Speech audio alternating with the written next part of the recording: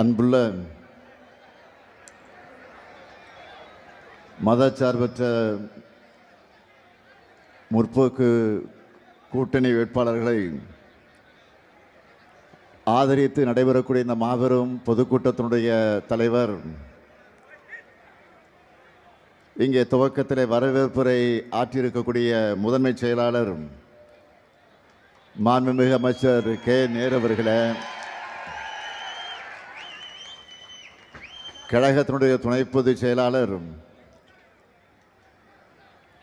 அருமை சகோதரர் திருச்சி சிவா அவர்களே, ஒருங்கிணைந்த திருச்சி மாவட்ட கழகத்தினுடைய செயலாளர்கள் அமைச்சர் தம்பி அன்பில் மகேஷ் பொய்யாமொழி அவர்களே, வைரமணி அவர்களே, காடுவெட்டி தியாகராஜன் அவர்களே, நாடாளுமன்ற உறுப்பினர் மறுமலர்ச்சி திராவிட முன்னேற்ற கழகத்தைச் சார்ந்த அருமை தம்பி துரை வைகோ அவர்களே, நாடாளுமன்ற உறுப்பினர் தம்பி அருண் நேரு அவர்களே, வருகை தந்திருக்கக்கூடிய தோழமை இயக்கத்தை சார்ந்திருக்கக்கூடிய தலைவர்களே, கூட்டணி கட்சிகளின் மாவட்ட செயலாளர்களே, அருமை தோழர்களே, பெருந்திரளாக திரண்டிருக்கக்கூடிய பெரியோர்களே, அருமை தாய்மார்களே, வணக்கத்திற்குரிய வாக்காளர் பெருமக்களே, என் உயிரோடு கலந்திருக்கக்கூடிய தலைவர் கலைஞர் அவர்களின் உயிரினும் உயிரான அன்பு உடன்பிறப்புகளே, உங்கள் அனைவருக்கும் என்னுடைய அன்பான வணக்கம். நேற்று மாலை திருவாரூரில் பரப்புரையை தொடங்கினேன். இன்று தீரர்கள் கூட்டமாம் திருச்சிக்கு வந்திருக்கிறேன். 3 வாரத்திற்கு முன்னாடி தான் இதே திருச்சியில் மாபெரும் மாநில மாநாட்டுக்காக வந்தேன். இப்போ மீண்டும் நம்முடைய வெற்றி வேட்பாளர்களுக்கு வாக்கு சேகரிக்க வந்திருக்கிறேன். மீண்டும் மீண்டும் நான் திருச்சிக்கு வர்ற மாதிரி திராவிட மாடல் ஆட்சியும் மீண்டும் மீண்டும் வரணும். அடுத்து லால்குடி சட்டமன்ற தொகுதிக்கு நமது வெல்லும் வேட்பாளர் பாரிவள்ளல் அவர்கள் அவருடைய பெயருக்கு ஏற்றவாறு மக்களுக்கு நிச்சயம் தொண்டாற்றக்கூடியவர். கழகத்திற்காக உழைத்த தந்தை தங்கவேல் அவர்களுடைய வழியிலே வந்திருக்கக்கூடிய தம்பி பாரிவள்ளலுக்கு லால்குடி மக்கள் உதயசூரியன் சின்னத்தில் ஆதரவு தந்து வெற்றியை தேடி தந்திட வேண்டும். அடுத்து மண்ணச்சநல்லூர் சட்டமன்ற தொகுதியினுடைய நமது வெல்லும் வேட்பாளர் கதிரவனுக்கு நீங்கள் ஆதரவு தந்திட வேண்டும். தொகுதி மக்களுக்காக கடந்த 5 ஆண்டுகளாக எண்ணற்ற திட்டங்களும் உதவிகளையும் செய்தவர். அப்படிப்பட்ட தம்பி கதிரவனுக்கு உதயசூரியன் சின்னத்தில் உங்களுடைய பொன்னான வாக்குகளை நீங்கள் அளிக்கணும். அடுத்து திருவரங்கம் சட்டமன்ற தொகுதியில் நமது வெல்லும் வேட்பாளர் எஸ் துரைராஜ் அவர்கள், இவர் தொகுதிக்குட்பட்டிருக்கக்கூடிய அந்தநல்லூர் ஒன்றியத்தினுடைய பெருந்தலைவராக 2 முறை சிறப்பாக பணியாற்றி இருக்கிறார். இப்போ திருவரங்கம் தொகுதியில் போட்டியிடக்கூடிய அவருக்கு நீங்கள் எல்லாம் உதயசூரியன் சின்னத்தில் அந்த தொகுதி மக்கள் உங்களுடைய பொன்னான வாக்குகளை வழங்கிட வேண்டும். அடுத்து மணப்பாறை சட்டமன்ற தொகுதி, அங்கு நமது வெல்லும் வேட்பாளர் மனிதநேய மக்கள் கட்சியை சார்ந்த சகோதரர் அப்துல் சமத் அவர்கள் கூட்டணி கட்சியை சார்ந்திருந்தாலும் நமது உதயசூரியன் சின்னத்தில் அவர் போட்டியிடுகிறார். கடந்த முறை போலவே இந்த முறையும் அவருக்கு உங்களுடைய பொன்னான வாக்குகள் அளித்து அவருக்கு பெருவாரியான வாக்கு வித்தியாசத்தில் வெற்றியை தேடி தந்திட வேண்டும். அடுத்து முசிறி சட்டமன்ற தொகுதி நமது வெல்லும் வேட்பாளர் தம்பி கருணை ராஜா அவர்கள் மறைந்த முன்னாள் அமைச்சர் செல்வராஜ் அவருடைய அருமை மகன், தலைமை செயற்குழு உறுப்பினர், பொறியாளர் அணியினுடைய பொறுப்பில் இருந்து பணியாற்றக்கூடியவர் கருணை ராஜாவுக்கு நீங்கள் உதயசூரியன் சின்னத்தில் முஸ்லிம் மக்களாக இருக்கக்கூடிய நீங்கள் உங்களுடைய பொன்னான வாக்குகளை வழங்கிட வேண்டும். அடுத்து துறையூர் சட்டமன்ற தொகுதி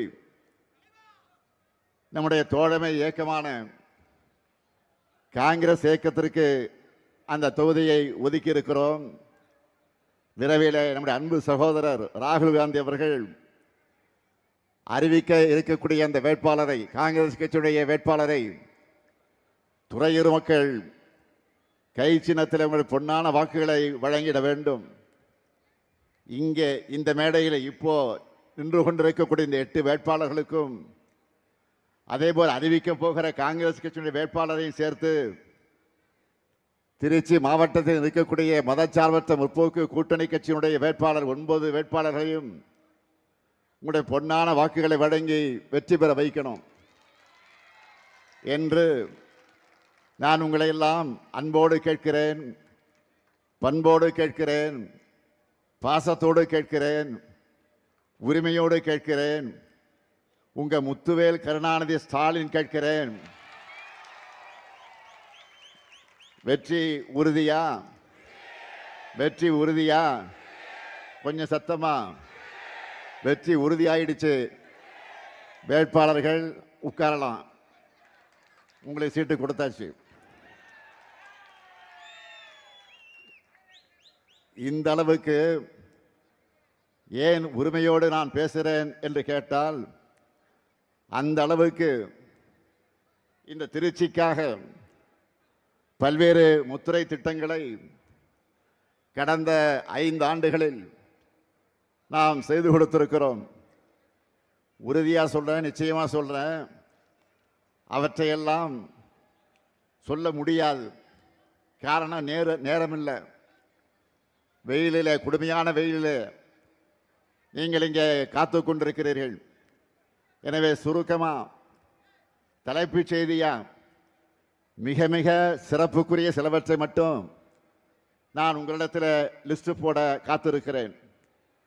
பக்கத்து மாநிலத்தை சார்ந்தவர்கள் கூட இது என்னப்பா ஒரு பஸ் ஸ்டாண்டை ஏர்போர்ட்டை மிஞ்சுகிற வகையில் இருக்குன்னு வியந்து போய் வீடியோ போடுகிற திருச்சி பஞ்சப்பூர் கலைஞர் நூற்றாண்டு பேருந்து முனையம், அது பக்கத்திலேயே பேரறிஞர் அண்ணா கனரக சரக்கு வாகன முனையம்.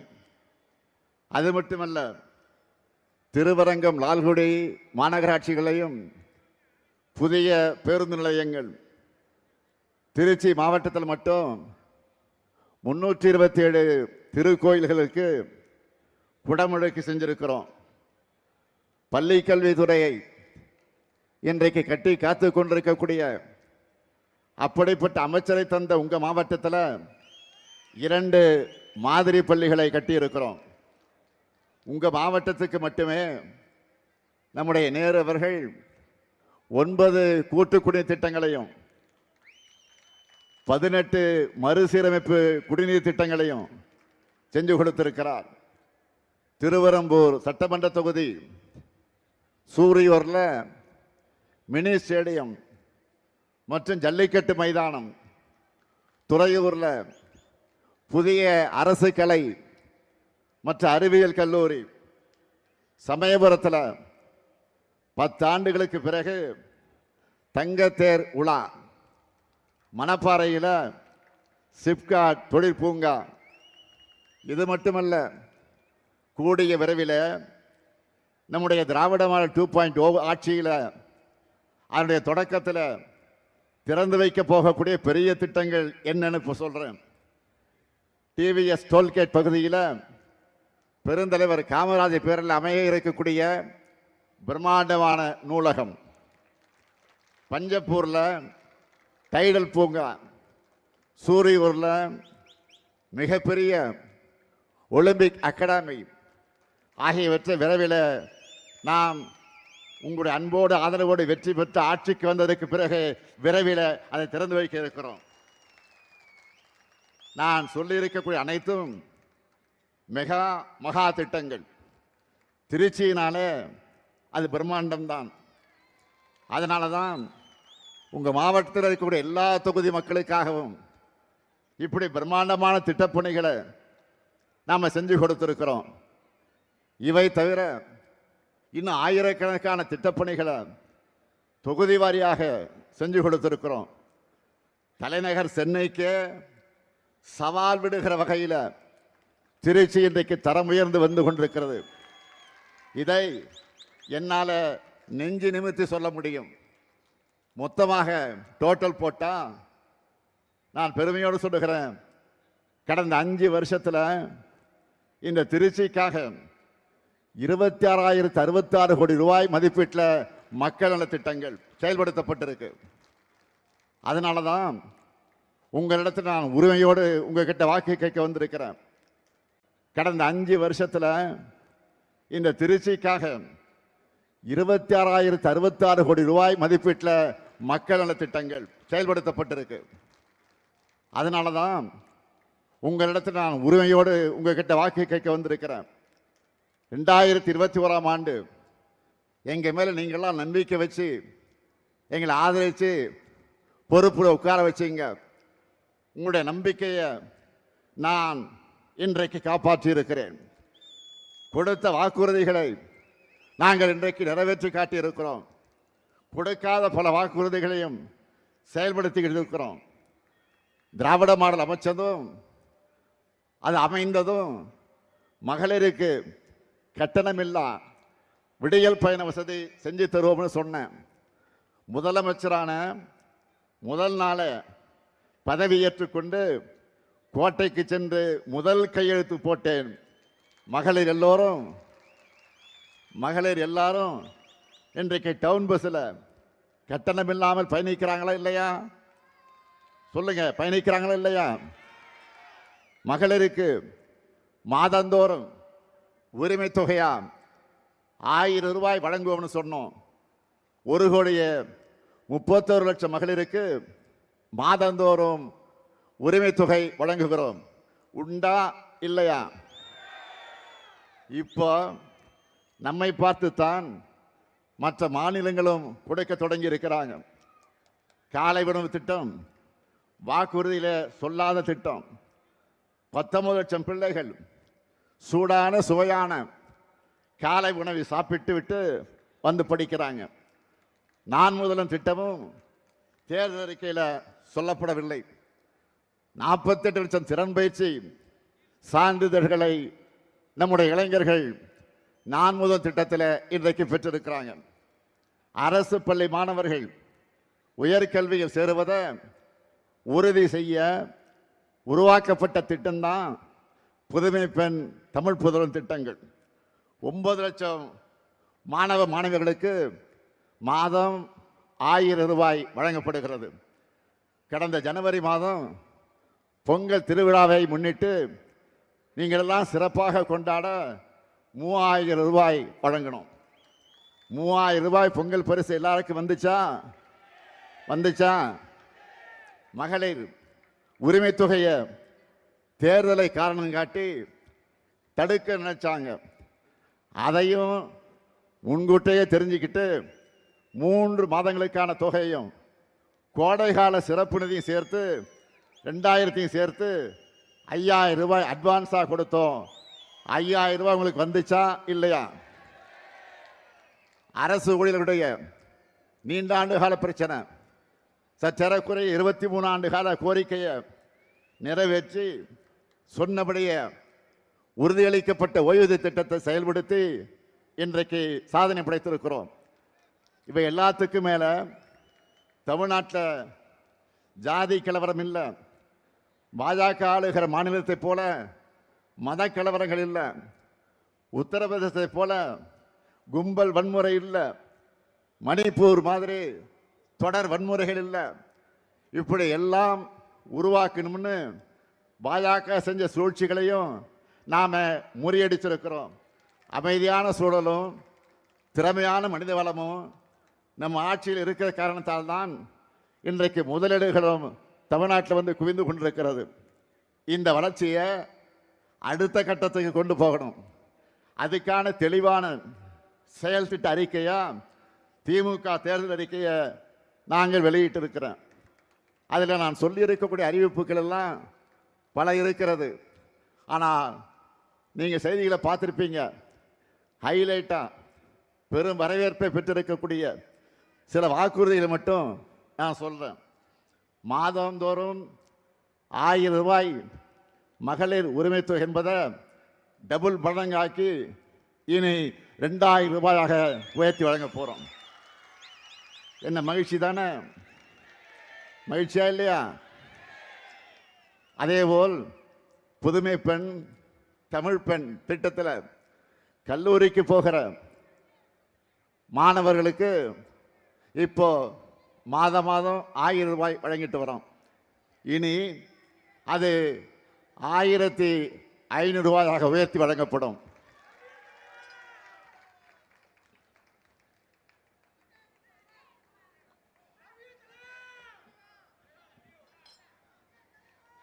அதேபோல் காலை உணவு திட்டத்தை 8ஆம் வகுப்பு வரை விரிவுபடுத்த நாம் அறிவித்திருக்கிறோம்.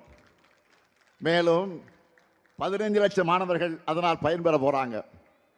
இன்னும் அதிகமான தாய்மார்கள் காலையில் சீக்கிரம் எழுந்து சமையல் செய்கிற சுமை குறைய போகுது. அதேபோல் இல்லத்தரசிகளுக்கு மகிழ்ச்சி தரக்கூடிய இன்னொரு சூப்பர் டூப்பர் வாக்குறுதியும் கொடுத்திருக்கிறோம்.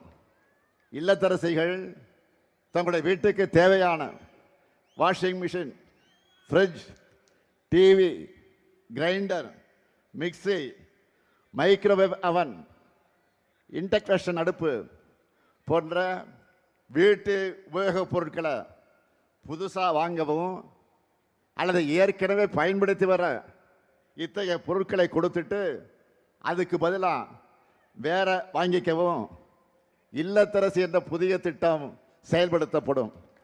அதுவும் நீங்கள் வசிக்கிற பகுதிகளில் உள்ள உங்களுக்கு பிடிச்ச கடையில் உங்களுக்கு பிடிச்ச கம்பெனி உங்களுக்கு பிடிச்ச மாடலாக பார்த்து இந்த பொருட்களை நீங்கள் வாங்கிக்கலாம்.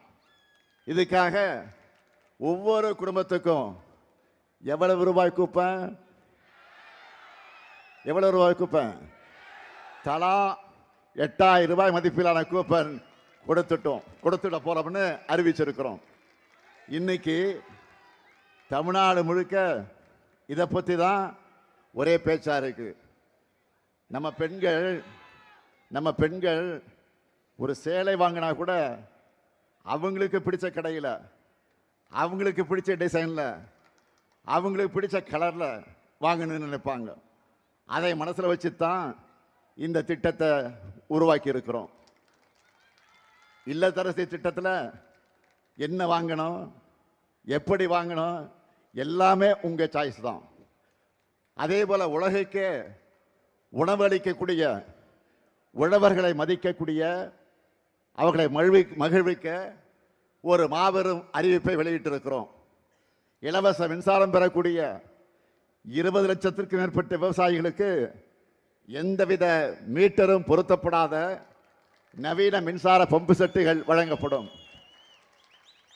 எல்லாரும் பழைய பம்பு செட்டு வச்சிருக்கிறவங்க ஒருவேளை வச்சிருப்பீங்க.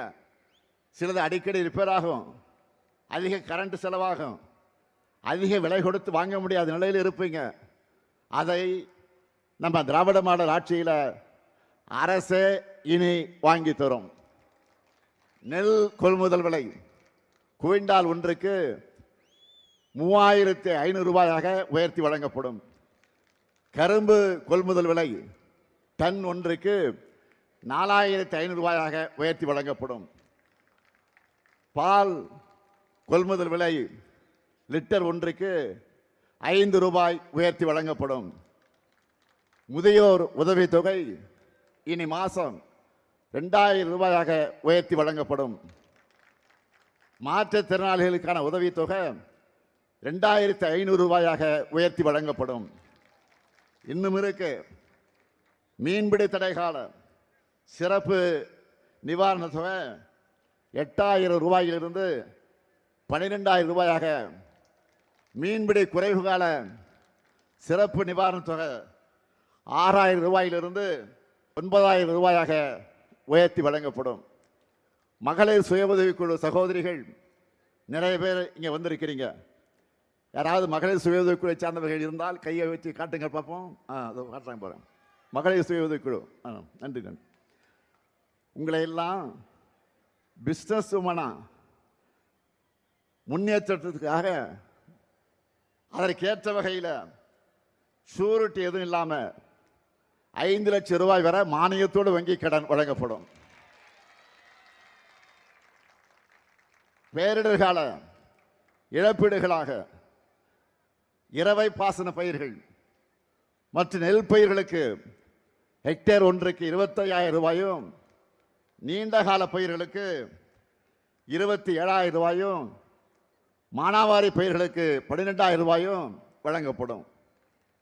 உயர்கல்வி படிக்கிற 35 லட்சம் மாணவர்களுக்கு அடுத்த 5 ஆண்டிற்குள்ளாக லேப்டாப் வழங்கப்படும். அடுத்து 5 ஆண்டுகளில் 10,000 புதிய பேருந்துகள் இயக்கப்படும். அனைத்து சட்டமன்ற தொகுதிகளிலையும் முதல்வர் படைப்பகங்கள் அமைக்கப்படும். தமிழ்நாட்டின் இதயமாக இருக்கிற இந்த டெல்டா மாவட்டங்களுக்கான சிறப்பு வளர்ச்சி திட்டம், இப்படி ஏராளமான வாக்குறுதிகளை நாம் கொடுத்திருக்கிறோம்.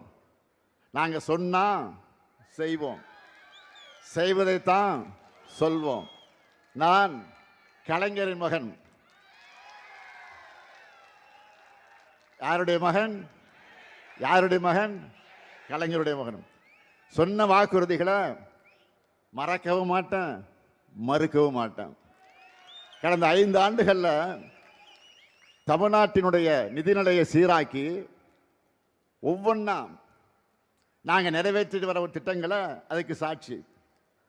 தன்னோட 10 ஆண்டு கால ஆட்சியில் தமிழ்நாட்டை எல்லா துறைகளிலும் படுகொலைக்கு தள்ளின அதிமுகவும் இந்தியாவை வரலாறு காணாத சரிவுக்கு கொண்டு போய் கொண்டிருக்கக்கூடிய பாஜகவும் சேர்ந்து அமைச்சிருக்கக்கூடிய கூட்டணிக்கு இந்த தேர்தலையும் வழக்கம் போல படுதோல்வியை தான் நீங்க பரிசா தரணும். தயாராயிட்டீங்களா? மக்களுக்கு நேரடியான 8000 ரூபாய்க்கான கூப்பனை தரப்போறோம். நம்முடைய இல்லத்தரசு திட்டத்தை பார்த்து இன்றைக்கு வயிறு எரிஞ்சு அது ஊழலுக்கான திட்டம்னு சொல்றாரு. யாரு? பழனிசாமி சொல்றாரு. எந்த பழனிசாமி? சம்பந்திக்கு கான்ட்ராக்ட் கொடுக்கிறதுக்காகவே ஆட்சியை நடத்தின பழனிசாமி. திமுக செய்கிற ஒவ்வொரு திட்டமும் தரமானதாக இருக்கும். எடுத்துக்காட்டுக்கு சொல்றேன். தலைவர் கலைஞர் அவர்கள் 2006 தேர்தலின் போது கலர் டிவி வழங்குவோன்னு சொன்னார். ஆட்சி பொறுப்புக்கு வந்த உடனே கலர் டிவியோட கொள்முதல் நேர்மையாகவும் தரமானதாகவும் யாரும் குறை சொல்ல முடியாத வகையில் இருக்கணும்னு முடிவு செஞ்சு அதுக்கான டெண்டரை ஒப்பந்ததாரரை முடிவு செய்ய அனைத்து கட்சிகள் கொண்ட அதிமுகவும் சேர்த்து, எதிர்கட்சியாக இருக்க அதிமுகவும் சேர்த்து, அனைத்து கட்சி உறுப்பினர்களை சேர்த்து ஒரு குழுவை அமைச்சார். 2006ஆம் ஆண்டு செப்டம்பர் மாதமே கலர் டிவி வழங்குகிற அந்த விழாவை தொடங்கி 1.5 கோடிக்கு அதிகமான நம்முடைய தமிழர்களுடைய வீடுகளுக்கு கலர் டிவியை வழங்கணும். கிட்டத்தட்ட 20 வருஷம் ஆச்சு. இன்னைக்கும் பல வீடுகளில் கலர் டிவியா மட்டுமல்ல கலைஞர் டிவியா அது நிலைச்சு நிற்குது. இதுக்கு பேர் தான் குவாலிட்டி. இதுவே அதிமுக ஆட்சியில் மிக்சி கொடுத்தாங்க, கிரைண்டர், மின் விசிறி கொடுத்தீங்களே, என்னாச்சு? காயிலாங்கல்ல இருக்கு.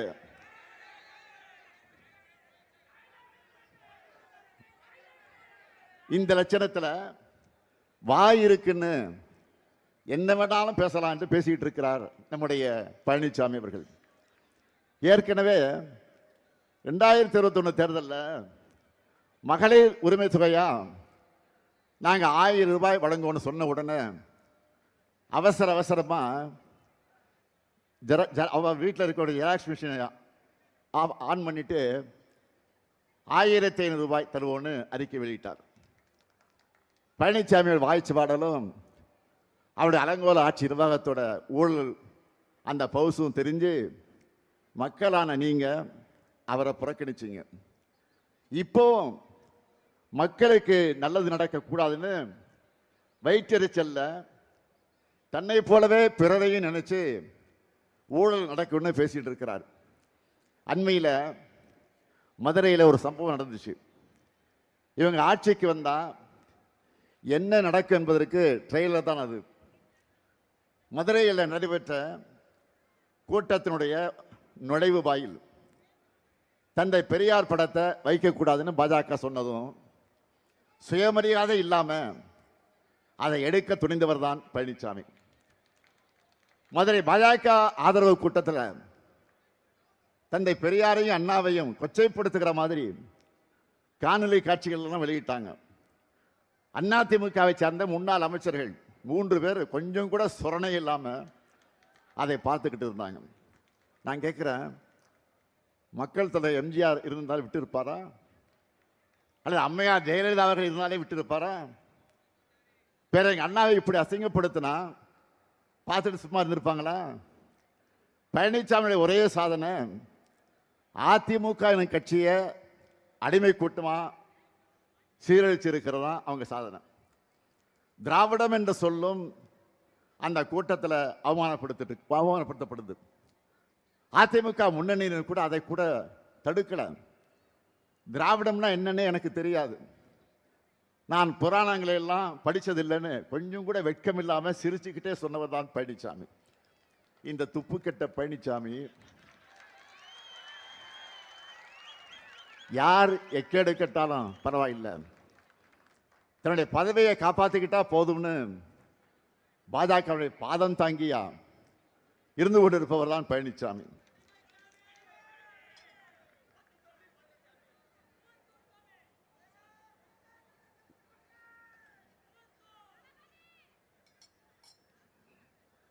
சிறுபான்மை சமூகத்துக்கும் இலங்கை தமிழருக்கும் துரோகம் இழைக்கக்கூடிய வகையில் குடியுரிமை திருத்த சட்டத்தை மாநிலங்களில் ஆதரித்து அதை நிறைவேற துணை போன கட்சி தான் அதிமுக.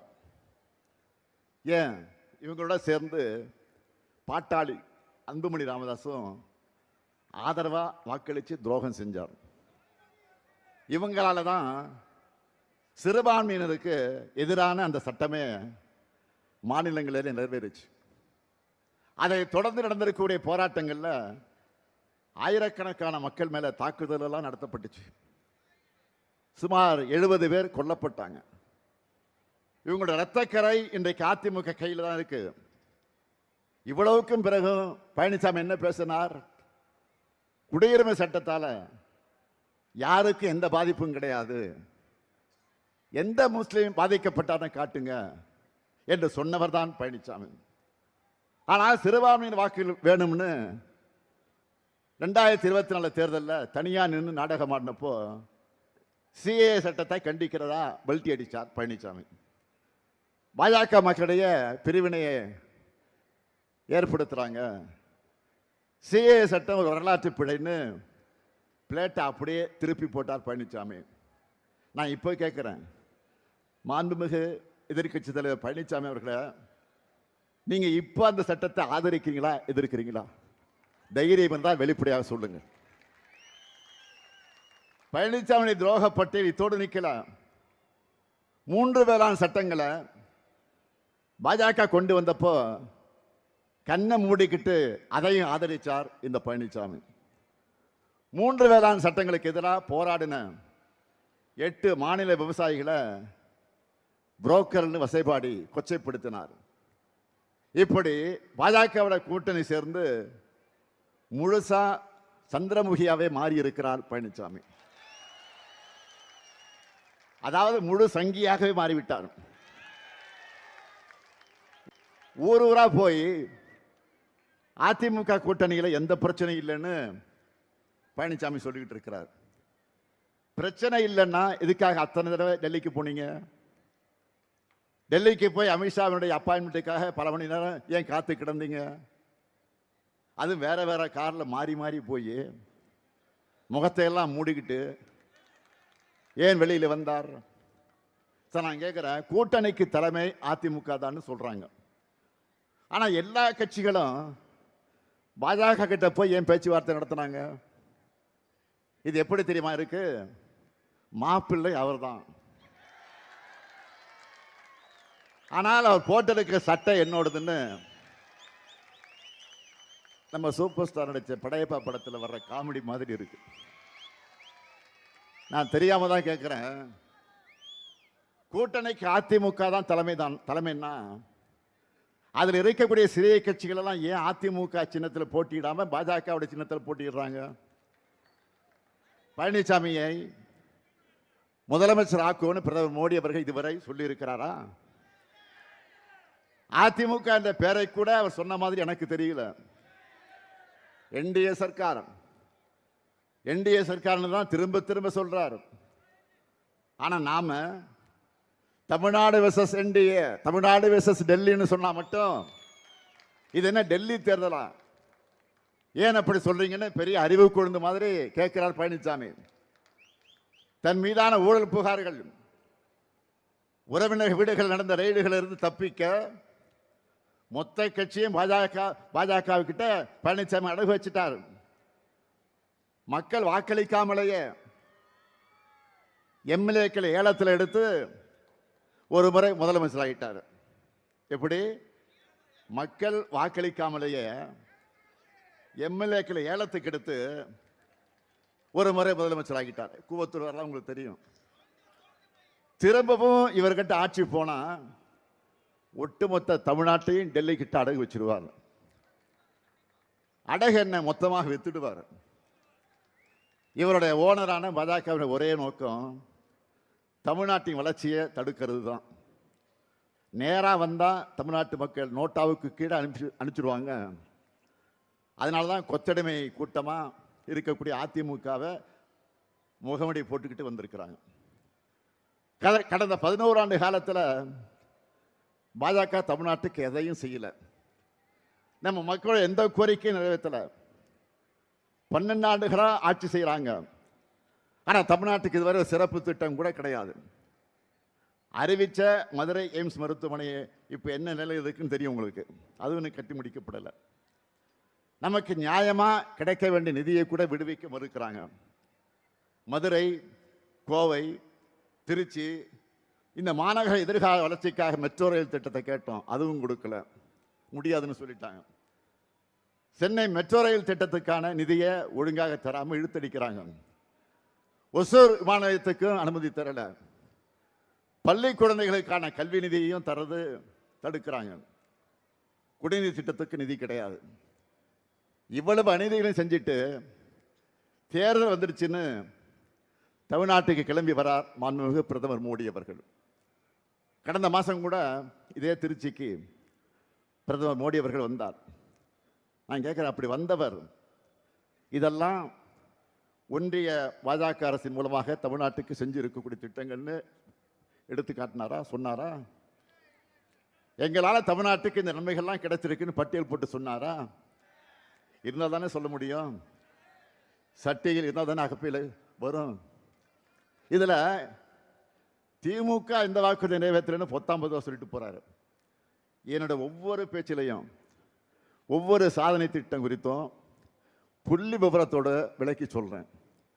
நம்ம அரசோட திட்டங்களால் பயனடைகிற பலரும் பயனடைஞ்சிட்டு இருக்காங்க பாருங்க. அந்த மக்களும் ஊடகங்களில் அதை தொடர்ந்து பதிவு செய்கிறாங்க. இன்னும் சொல்லணும்னா மக்களான உங்ககிட்ட கேட்டிருந்தா கூட திராவிட மாடல் திட்டங்களை வரிசையாக சொல்லியிருப்பீங்களா இல்லையா? பரவாயில்லை. எப்போ டூர் மோட்லேயே இருக்கிற பிரதமருக்கு இதையெல்லாம் கேட்டு தெரிஞ்சுக்க நேரம் இருந்திருக்காது. அப்படி இல்லைன்னா தமிழ்நாட்டை புரிஞ்சிக்கணும் என்ற எண்ணம் இருந்திருக்காது. அவர்கிட்ட நான் கேட்குறதெல்லாம், மாண்புமிகு பாரத பிரதமர் மோடி அவர்களே, தமிழ்நாட்டுக்கு வாங்க, ஒரு வார காலம் இங்கே தங்கி இருந்து எங்கள் தமிழ்நாடு எப்படி தலை நிமிர்ந்து சிறந்த தமிழ்நாடாக இருக்குன்னு தெரிஞ்சுக்குங்க. இந்தியாவிலேயே அதிக அளவு பெண்கள் வேலைக்கு போகிற மாநிலம் நம்முடைய தமிழ்நாடு தான். பாஜக ஆளுகிற மாநிலங்களில் நடக்கிற மாதிரி அட்டுழியங்கள் இங்கே கிடையாது. பெண்களை பாதுகாப்பாக வாழ வைப்போம்னு பிரதமர் சொல்ல வேண்டியது தமிழ்நாட்டில் இல்லை, பாஜக ஆளுகிற மாநிலங்களை போய் தான் இதையெல்லாம் பேசணும். அதை விட்டு என்டிஏ கூட்டணியினர் தமிழ்நாட்டை பற்றி அவதூறா பேசுறது தமிழ்நாட்டை நாசப்படுத்தவும் தமிழ்நாட்டு வளர்ச்சியை கெடுக்கணும் தான். தமிழ்நாட்டின் முன்னேற்றம் வளர்ச்சியும் தொடரணும்னா 7வது முறையும் நம்முடைய திராவிட முன்னேற்ற கழக ஆட்சி அமையணும், திராவிட மாடல் தொடரணும். பாஜகவும் அதன் கொத்தடிமையும் கூட்டமும் அதோட தீமைகள் நாம் நினைச்சு பார்க்க முடியாத அளவுக்கு இருக்கும். தமிழ்நாடாக தான் இருக்கணும். உத்தரப்பிரதேசம் போல, மணிப்பூர் போல வன்முறை காடாக மாறக்கூடாது.